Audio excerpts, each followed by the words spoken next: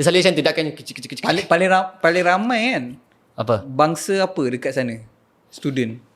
Paling ramai, of course local lah. Local is India and sebab diorang kebanyakannya India Afrika, faham tak? Faham. India South Africa. Yang diorang yang paling ramai. And yang paling pelik-pelik, negara pelik-pelik ada? Macam Rusia Rusia mau ada? Rusia ada, Rusia tu Palestin. negara orang bangsa apa?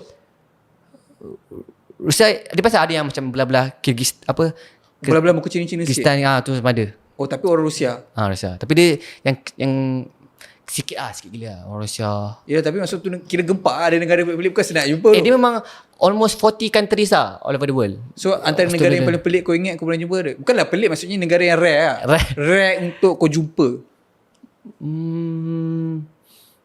Apa lah aku boleh bagi lah. Aku tak tahu masa tu rare. Okay, kau bagi je. Okay, macam Somalia, Malawi. Okay, mana lagi lah? Palestin. Oh, Palestin ada? Palestin ada. Orang Arab lah?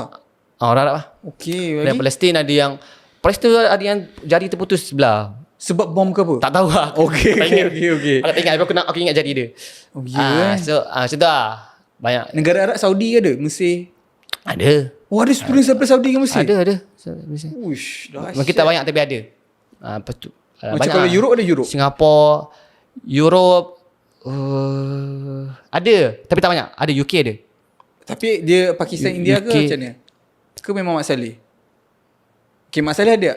Tak ada tu. Oh, tak ada. So kalau UK pun dia UK pun dia India, Pakistan lah? Yeah, okay. macam tu. Amerika pun tak ada? Amerika ada, Kanada ada. Tapi tu India, Pakistan Amerika ada yang betul-betul Mak Saleh? masalah. Oh, ya? Sorang. Sama macam tu sekali datang belajar